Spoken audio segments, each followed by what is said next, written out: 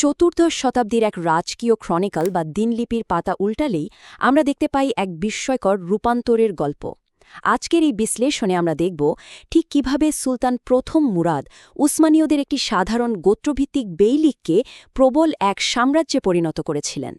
একজন সাধারণ যাযাবর গোত্রপ্রধান থেকে সুপ্রতিষ্ঠিত সম্রাটের আসনে তার এই আরোহণ সত্যি বলতে ইতিহাসের অন্যতম চমকপ্রদ ঘটনা। এই রূপান্তরটা আসলে কতটা বিশাল ছিল সেটা বুঝতে তৎকালীন ইউরোপীয় পরাশক্তি জেনোয়ার একটা নথির দিকে নজর দেয়া যাক। সেখানে প্রথম মোরাদকে তুর্কিদের প্রধান প্রভু হিসেবে স্বীকৃতি দেয়া হয়েছে। একটু ভেবে দেখুন, শুধু আনাতোলিয়াতেই নয়, ইউরোপীয়দের চোখেও তার উপস্থিতি কতটা প্রবল হয়ে উঠেছিল। ওই অঞ্চলে তিনি আক্ষরিক অর্থে নিজেকে এক অপ্রতিদ্বন্দ্বী শক্তি হিসেবে প্রতিষ্ঠিত করেছিলেন। তারই সুদীর্ঘ শাসনকালকে নিখুঁতভাবে বুঝতে আমরা মূল ক্রনিকলের 5টি অধ্যায় ধরে এগোব। প্রথমত, শাসক এবং ব্যক্তি; দ্বিতীয়ত, উসমানীয় সাম্রাজ্যের সম্প্রসারণ; তৃতীয়ত, সাম্রাজ্যের প্রশাসন ও শাসন ব্যবস্থা; চতুর্থত, বিদ্রোহ এবং রাজবংশীয় রক্তপাত; এবং সবশেষে কসোভো ট্র্যাজেডি। তো চলুন প্রথম অধ্যায় দিয়ে শুরু করা যাক। শাসক এবং ব্যক্তি হিসেবে প্রথম মুরাদ আসলে কেমন ছিলেন, তার সমসাময়িক মানুষেরা তাকে ঠিক কীভাবে দেখেছিলেন, সেটাই এখন আমাদের মূল ফোকাস। উৎসগুলো ঘাটলে দুটো একেবারে ভিন্ন দৃষ্টিভঙ্গির দারুণ একটা তুলনা চোখে পড়ে।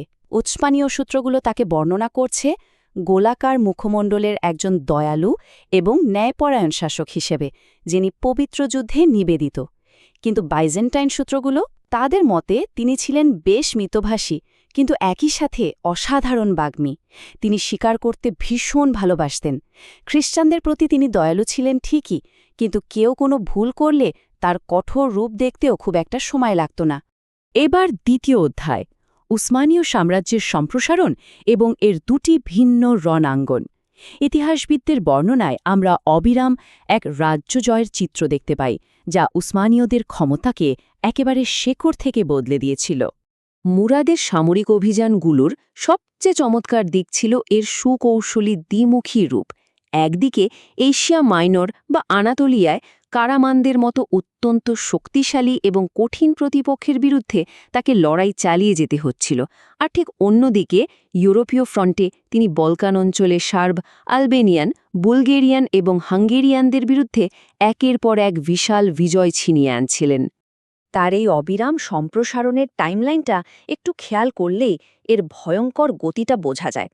1360-এর দশকে অ্যাড্রিয়ানোপল জয়, এরপর 1371 সালে সার্বদের পরাজয়, 1385 সালে সোফিয়ার পতন, 1386 সালে প্লোচনিকের যুদ্ধ এবং অবশেষে 1389 সালের সেই ঐতিহাসিক কসোভোর যুদ্ধ। এই টাইমলাইনটা তার সুপরিকল্পিত সামরিক অভিযানের এক জীবন্ত মানচিত্র এঁকে দেয়। তৃতীয় অধ্যায়, সাম্রাজ্যের প্রশাসন ও শাসন ব্যবস্থা। শুধু সামরিক বিজয় দিয়ে তো আর কোনো টেকসই সাম্রাজ্য গড়ে ওঠে না, তাই না? প্রথম মুরাদকে তাই উসমানীয় প্রশাসনিক কাঠামোকেও মৌলিকভাবে ঢেলে সাজাতে হয়েছিল। আর ঠিক এই কারণেই তিনি একজন সাধারণ গোত্রপ্রধানের গণ্ডি পেরিয়ে একজন সুপ্রতিষ্ঠিত সুলতানে পরিণত হতে পেরেছিলেন। ক্ষমতা নিখুঁতভাবে কেন্দ্রীভূত করার জন্য তিনি কৌশলগত কারণে নতুন রাজধানী হিসেবে অ্যাড্রিয়ানোপলকে বেছে নেন। এরপর তিনি তার বিশাল সালতানাতকে আনাতোলিয়া এবং রুমেলিয়া এই দুই মূল ভাগে বিভক্ত করেন। এর ফলে বৈচিত্র্যময় সীমান্তবর্তী প্রদেশগুলো যেমন ঐক্যবদ্ধ হয়েছিল, তেমনি সামরিক নিয়ন্ত্রণও বহুগুণে উন্নত হয়েছিল। এই প্রশাসনিক সংস্কারের সবচেয়ে বড় গেম চেঞ্জার বা গুরুত্বপূর্ণ দিকটি ছিল বেইলারবে ব্যবস্থার প্রবর্তন। তার অত্যন্ত যোগ্য সেনাপতি লালা শাহিন পাশাকে রুমেলিয়ার প্রথম বেইলারবে বা গভর্নর হিসেবে নিযুক্ত করা হয়। এর মাধ্যমে মূলত পুরনো গোত্রভিত্তিক সামরিক ব্যবস্থা থেকে একটি অত্যন্ত পেশাদার সাম্রাজ্যিক সামরিক কাঠামোতে উসমানীয়দের রূপান্তর ঘটেছিল। কিন্তু এত সব প্রশাসনিক প্রতিভা থাকার পরও চতুর্থ অধ্যায়ে এসে রাজপরিবারের বিদ্রোহ এবং রক্তপাতের ইতিহাস যখন আমরা দেখি, সত্যি বলতে ক্রনিকলের পাতাগুলো অনেকটাই অন্ধকারাচ্ছন্ন হয়ে ওঠে। পারিবারিক সম্পর্কের এই রূপরেখাটা দেখলেই বোঝা যায় মুরাদের আত্মীয়তার জালটি কতটা জটিল আর রাজনৈতিক উদ্দেশ্যপ্রণোদিত ছিল। প্রথম বায়েজিদের মা গুলচিচে খাতুন ছিলেন একজন কৃতদাস উপপত্নী।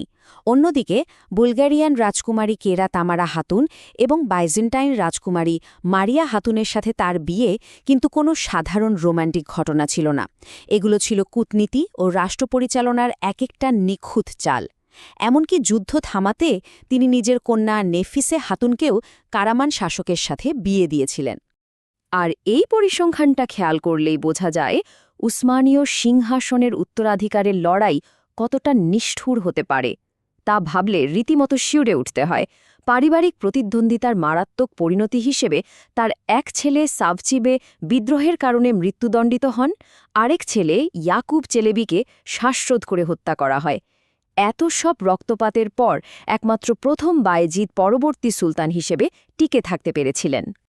আমরা এখন আমাদের এই ক্রনিকলের পঞ্চম এবং একেবারে সর্বশেষ রক্তক্ষয়ী অধ্যায়ে এসে পৌঁছেছি, ১৩৮৯ সালের কুখ্যাত কসোভোর যুদ্ধ। প্রশ্ন হল, মহান গাজীর পতন কিভাবে হল? যুদ্ধক্ষেত্রে ঠিক কিভাবে তার মৃত্যু হয়েছিল?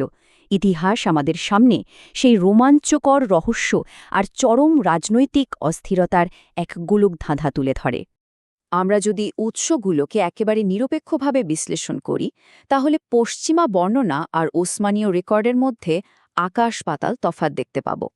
পশ্চিমা উৎসগুলো একজন সার্বিয়ান নাইট মিলোস ওবিলিচের যুদ্ধক্ষেত্রের বীরত্ব ও গুপ্তহত্যার কথা বলে।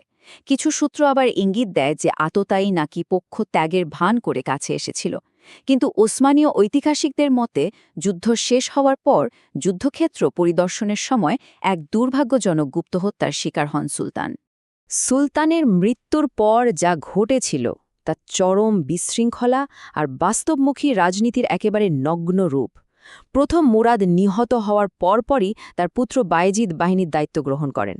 আর এর প্রথম বলি কে হল জানেন? আপন ভাই ইয়াকুব বে। তাকে তাঁবুতে ডেকে এনে শ্বাসরোধে হত্যা করা হয়। সুলতানের মৃত্যুর শোক ছাপিয়ে রাজবংশীয় ক্ষমতার এই নির্দয় খেলা তাৎক্ষণিকভাবে মুখ্য হয়ে ওঠে এবং বায়েজিদ নিরঙ্কুশ ক্ষমতার একমাত্র দাবিদার হিসেবে নিজেকে সুসংহত করেন। প্রথম মুরাদের মূল দেহাবশেষ আনাতোলিয়ার বোরসায় ফিরিয়ে নেওয়া হয়েছিল ঠিকই, কিন্তু বিজিত ভূমিতে তিনি এক দীর্ঘস্থায়ী আধ্যাত্মিক উত্তরাধিকার রেখে গেছেন।